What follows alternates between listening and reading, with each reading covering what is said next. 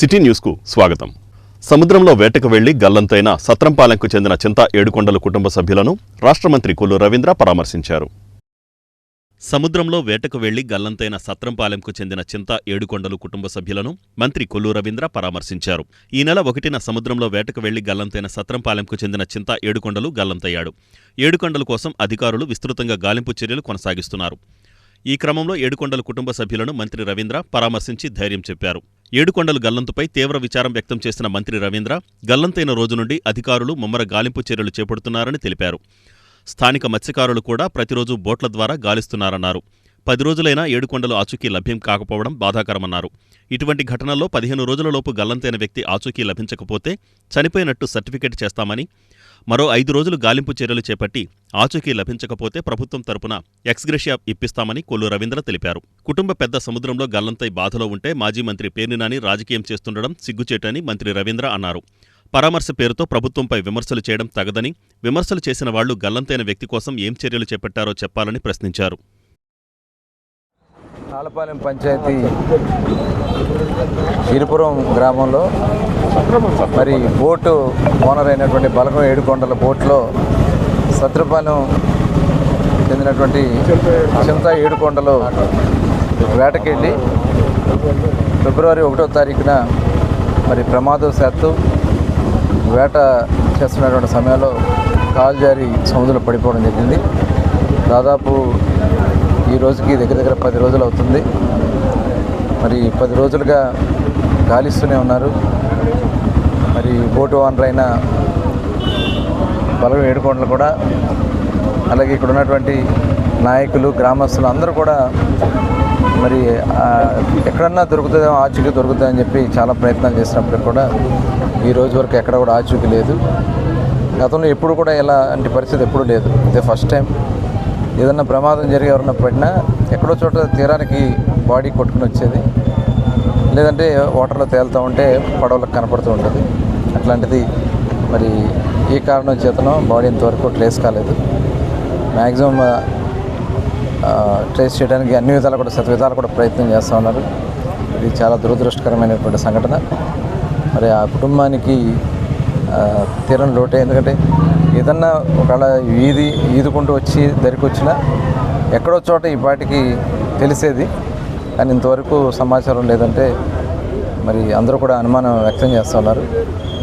అయితే ఇలాంటి పరిస్థితులు వచ్చినప్పుడే మరి గతంలో అయితే 6 నెలలు, సంవత్సరం పట్టేది.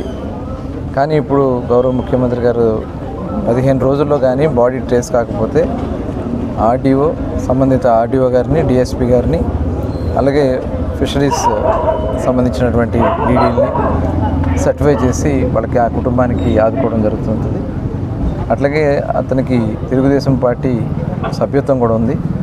మరి ప్రమాదంలో ఎవరైనా చనిపోతే పార్టీ కార్యకర్తలు కానీ, నాయకులు కానీ 5 లక్షల రూపాయలు వాళ్ళకి ఇన్సూరెన్స్ కూడా వస్తుంది. అది కూడా తప్పకుండా ఆ కుటుంబానికి అందేలా చేస్తాం. అదే కాకుండా ఇంకా మరి వాళ్ళకి ఎప్పటివరకు అయినటువంటి ఖర్చుల్లో కూడా ప్రభుత్వం నుంచి ఆయిల్ ఖర్చులకు కానీ, వాళ్ళు తిరుగుతున్న అందరి ఖర్చులకు కానీ ఏర్పాటు చేయటం, అలాగే ఆ కుటుంబానికి రేషన్ కూడా ఏర్పాటు చేయడం జరుగుతుంది. మరి ఇది చాలా దురదృష్టకరం. మరి ఇలాంటివి భవిష్యత్తులో పునరావృతం కాకుండా మరి లైఫ్ జాకెట్స్ ఇలాంటివి కూడా మరి కొన్ని నిబంధనల్ని మనం తీసుకోవాల్సినటువంటి అవసరం ఉంది. తప్పకుండా ఫిషరీస్ డిపార్ట్మెంట్ని కొంత స్ట్రెంథన్ చేసి వాటి ద్వారా అందరూ కూడా అవేర్నెస్ చేసి తప్పకుండా ఇలా లైఫ్ జాకెట్స్ ఇలాంటి ప్రమాదాలు జరిగినప్పుడు మరి కొంత వాళ్ళకి సపోర్ట్ ఉండదు. కాబట్టి గతంలో చాలా స్ట్రిక్ట్గా ఉండేవి. మరి వాళ్ళ అత్యంత ఆధునికంగా ముందుకెళ్తున్న శాటిలైట్తో బోట్లు ట్రాక్ చేసే అవకాశం వస్తుంది. కానీ బాడీస్ కూడా ఏదో రకంగా ఇప్పుడు ఈ రకమైనటువంటి లైఫ్ జాకెట్స్ లాంటివి కొన్ని పెడితే తప్పకుండా భవిష్యత్తులో ఉపయోగపడుతుంది. రోజునే 2 ఆటకి వెళ్ళారు. ఆ రోజు నేను వెళ్ళా వేరే బోట్లో వెళితే మామూలుగా ఏంటంటే కాసేపు పండుకుని లాగుదామని టైంకి అనుకుంటారు. ఆ టైం 10-10:30 లేచి చూసుకుని వల్ల సింగి పెట్టుకుని లాగారు. లాగుతుంటే ఈ మామూలు ఎదర లాగుతారు, ఒకళ్ళు ఎదరిద్దరు లాగుతారు, వెనక ఒకళ్ళు మధ్యాహ్నం సేనలో ఒకళ్ళు లాగుతారు. లాగేటప్పుడు కాల్చిపోయి అట్లా కానీ పడిపోతుంది. ట్రోలింగ్లో జరిగింది. తర్వాత మాకు ఫోన్ చేశాడు, ఫోన్ చేస్తే ఆ నైట్ కూడా మేము కూడా వెళ్ళి వెనుకాం. 2 బోట్లు దొరకల. తర్వాత నెక్స్ట్ పొద్దున్నే వచ్చి మేమందరం ఆలోచించుకొని 4 బోట్లు కలిపి మామూలు ముప్పాడు ఉన్నాయి, ఇంకేరి ఉన్నాయి, ఉండబడిపోయే బోట్లు ఇవన్నీ కూడా అన్నిటికి ఇంప్రూవ్మెంట్ చెప్పాం. బాడీ కానీ తేలితే చెప్పండి అని. అయితే ఎక్కడ ఇంతవరకు అదలేదు. 4 బోట్లు మాత్రం వారం రోజులు తిరిగినాయి. ఈ 2 బోట్లు మాత్రం నిన్న నుంచి తిరుగుతున్నారు. వాళ్ళు కూడా కళాశాలు ఇబ్బంది పడుతున్నారుగా, భోజనం కూడా ఇబ్బంది పడుతున్నారు. ఇవాళ 9 రోజులు. ఎప్పుడులాగానే 2ంటికి ఏటకెళ్ళామండి.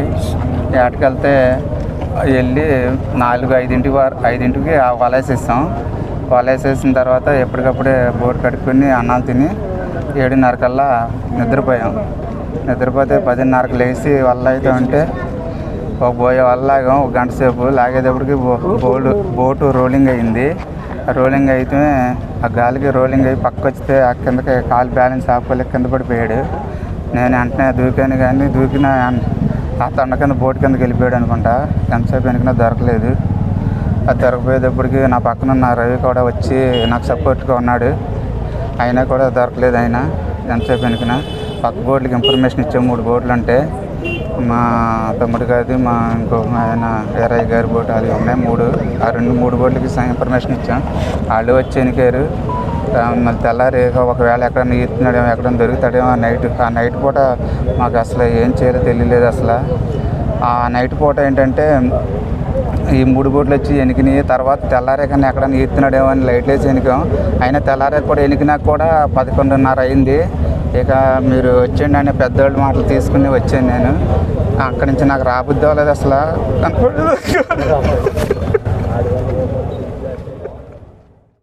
పెడన శ్రీ కన్యకాపరమేశ్వరి దేవస్థానంలో వాసవి మహిళా మండలి ఆధ్వర్యంలో ప్రత్యేక పూజా కార్యక్రమాలు జరిగాయి. శ్రీ కన్యకాపరమేశ్వరి దేవస్థానంలో వాసవి మహిళా మండలి ఆధ్వర్యంలో ప్రత్యేక పూజా కార్యక్రమాలు జరిగాయి.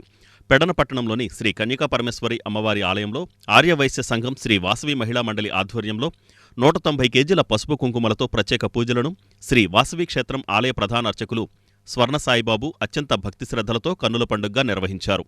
ఈ సందర్భంగా ఉదయం 7 గంటలకు గోపూజ, గణపతి పూజ, 21 రకముల ద్రవ్యాలతో శివపార్వతులకు అభిషేకం, పట్టణ శ్రీ వాసవి మహిళా మండలి గౌరవ సలహాదారులు కొల్లూరి మంజులత అధ్యక్షురాలు తమ్మన లక్ష్మీ తాయారు, ప్రధాన కార్యదర్శి మామిడి సావిత్రి, కార్యనిర్వాహక అధ్యక్షురాలు కొమ్మూరి విజయదుర్గ, ఉపాధ్యక్షురాలు జవ్వాజి మాధవి, కార్యవర్గ సభ్యురాలు కొల్లూరి అపర్ణ అత్యంత భక్తి శ్రద్ధలతో ఘనంగా నిర్వహించారు.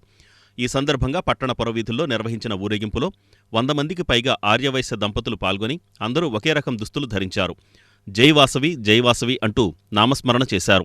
ఈ సందర్భంగా లక్కీ డీప్ డ్రాలో గెలుపొందిన దంపతులు తమ్మన లలితాశంకర్, అన్నపూర్ణ దంపతులకు శ్రీ వాసవి మహిళా మండలి వారు అమ్మవారి సన్నిధిలో చీరా జాకెట్, పసుపు కుంకుమ, పట్టు వస్త్రాలను అందజేశారు.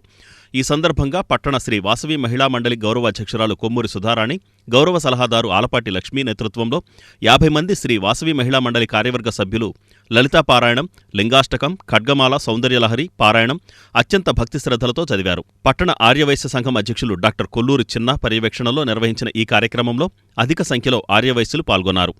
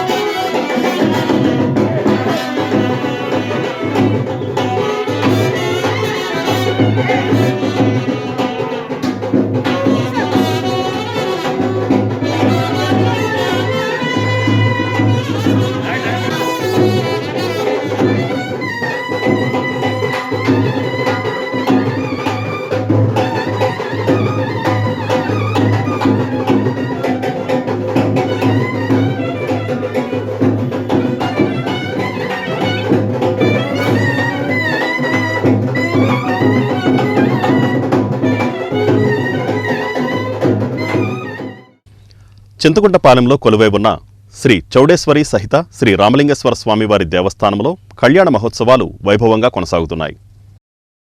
చింతకుంటపాలెంలో కొలువై ఉన్న శ్రీ చౌడేశ్వరి సహిత రామలింగేశ్వర స్వామి దేవస్థానంలో అత్యంత వైభవంగా కళ్యాణ మహోత్సవాలు కొనసాగుతున్నాయి.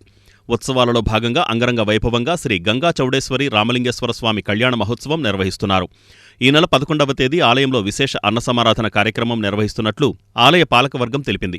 ఈ కార్యక్రమంలో అధ్యక్షులు ఎర్రా శ్రీనివాస్ కుమార్, కార్యదర్శి కేదారేశ్వరరావు, కోశాధికారి రవీంద్ర, గిరినాథరావు, ప్రసాదరావు, నాగరాజు, వెంకటేశ్వరరావు, రామకృష్ణ, వెంకటేశ్వరరావు మరియు కమిటీ సభ్యులు, భక్త బృందం, అలాగే ఆలయ అర్చకులు పూర్ణేంద్రరావు పాల్గొన్నారు. లొల్లా కుటుంబ శాస్త్రి బ్రహ్మత్వంలో ఈ కళ్యాణ మహోత్సవాలు నిర్వహిస్తున్నామన్నారు. జాతీయ జలక్రీడల్లో బంగారు పతకం సాధించిన నాగాలంకకు చెందిన గాయత్రికి ప్రభుత్వం అన్ని విధాలా సహకరిస్తుందని రాష్ట్ర మంత్రి కొల్లు రవీంద్ర తెలిపారు. జాతీయ జలక్రీడల్లో బంగారు పతకం సాధించిన నాగాలంక క్రీడాకారిణి గాయత్రికి ప్రభుత్వం అన్ని విధాలుగా సహకరిస్తుందని రాష్ట్ర మంత్రి కొల్లు రవీంద్ర తెలిపారు. నాగాలంకకు చెందిన క్రీడాకారిణి నాగిడి గాయత్రి 38వ జాతీయ క్రీడల్లో సత్తా చాటింది. ప్రతి 4 సంవత్సరాలకు ఒకసారి నిర్వహించే ప్రతిష్టాత్మకమైన జాతీయ క్రీడలు శివపురి ఉత్తరాఖండ్ నిర్వహించగా, జలక్రీడ కేనోసాలం K1 మహిళా కేటగిరీలో నాగిడి గాయత్రి సత్తా చాటి బంగారు పతకం సాధించడం పట్ల మంత్రి రవీంద్ర ఆమెను అభినందించారు. ఈ పోటీలకు దేశంలో అత్యుత్తమ ప్రదర్శన కనబరిచిన 8 రాష్ట్రాల నుంచి క్రీడాకారులు పాల్గొనగా, గాయత్రి అత్యంత ప్రతిభ కనబరిచి బంగారు పతకం సాధించడం పట్ల మంత్రి రవీంద్ర హర్షం వ్యక్తం చేశారు. ఈ కార్యక్రమంలో కృష్ణా జిల్లా క్రీడాధికారిణి ఝాన్సీ లక్ష్మి తదితరులు పాల్గొన్నారు. నేషనల్ గేమ్స్లో మన కృష్ణా జిల్లా నాగాలంక మండలంలో నాగిడి గాయత్రి గోల్డ్ మెడల్ సాధించడం చాలా అభినందనీయం. మనస్ఫూర్తిగా అభినందన తెలియజేస్తా ఉన్నాను. ఒక పేద మత్స్యకార కుటుంబం నుంచి నాగాలంకలో ఆనాడు మేము 2018లో ఈ వాటర్ స్పోర్ట్స్కు సంబంధించినటువంటి కార్యక్రమాలు చేసి నేషనల్ లెవెల్లో మనకి ఇక్కడి నుంచి ఇంటర్నేషనల్ కూడా పార్టిసిపేట్ చేయడం కోసం అని చెప్పి ఆ రోజున గౌరవనీయులు పెద్దలు బుద్ధప్రసాద్ కోరిన మీదట ఆనాడు మరి నేను స్పోర్ట్స్ కూడా మినిస్టర్గా చూస్తున్నటువంటి సందర్భంలో అక్కడ అకాడమీని శాంక్షన్ చేయించి ఏదైతే వాటర్ స్పోర్ట్స్కి సంబంధించినటువంటి ఎక్విప్మెంట్ అంతా కూడా అందించడం జరిగింది.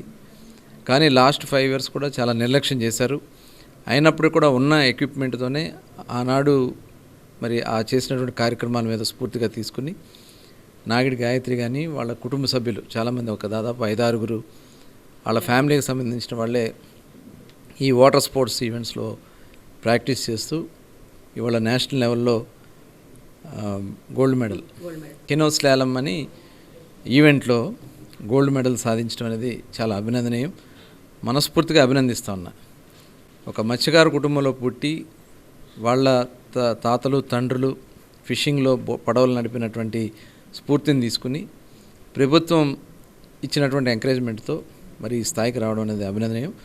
భవిష్యత్తులో ఆ పాపకు కావాల్సినటువంటి గాయత్రికి కావాల్సినటువంటి నేషనల్ లెవెల్లో ఇంటర్నేషనల్ లెవెల్లో గేమ్స్లో పార్టిసిపేట్ చేయాలని కోరుకుంటా ఉంది.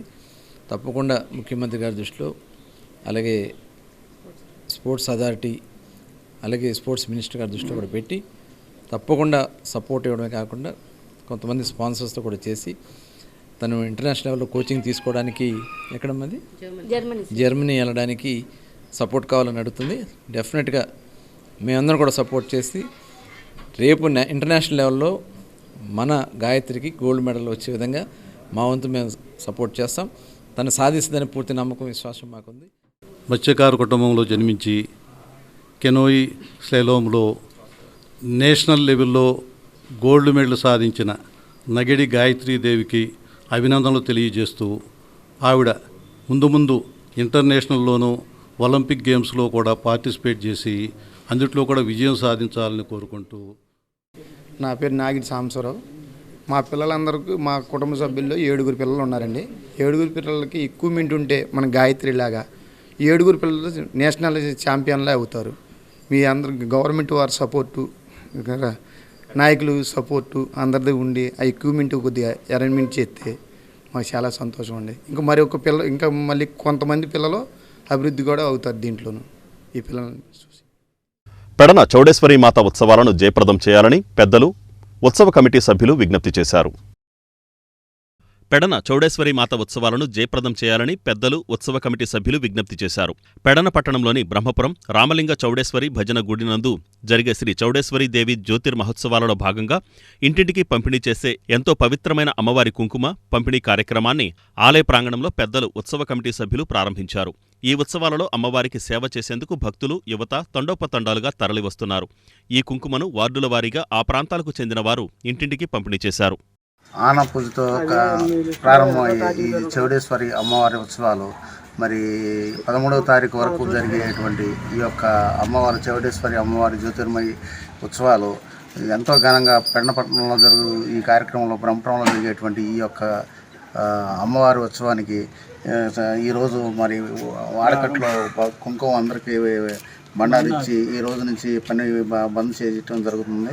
ఈ యొక్క కార్యక్రమంలో భక్తులందరూ పాల్గొని మొత్తం అంతా ఆనా పూజతో ప్రారంభమైనటువంటి జ్యోతిర్మహోత్సవాల్లో ఎంతో భక్తి శ్రద్ధలతో ఇక్కడున్న భక్తజన సందోహం అంతా కూడా ఈ కార్యక్రమాల్లో పాల్గొనడం జరుగుతుంది.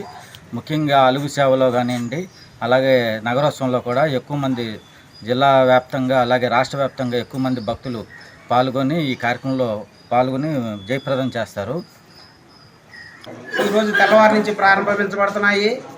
ఈరోజు ప్రతి ఇంటికి అమ్మవారి కుంకుమ పంచు కార్యక్రమం ప్రారంభమైంది. తెల్లవారుజామున ఆనపూజ నుంచి 13వ తారీఖు నగరోత్సవం వరకు ఈ ఉత్సవాలు సాగుతాయి. 12, 13 సమారాధనలు జరుగుతాయి. 50 మంది భక్తులు ఈ ఉత్సవాల్లో పాల్గొని అమ్మవారి ప్రసాదం స్వీకరించవలసిందిగా కోరుతున్నాం. ఈ వార్తలు ఇంతటితో సమాప్తం. నమస్కారం.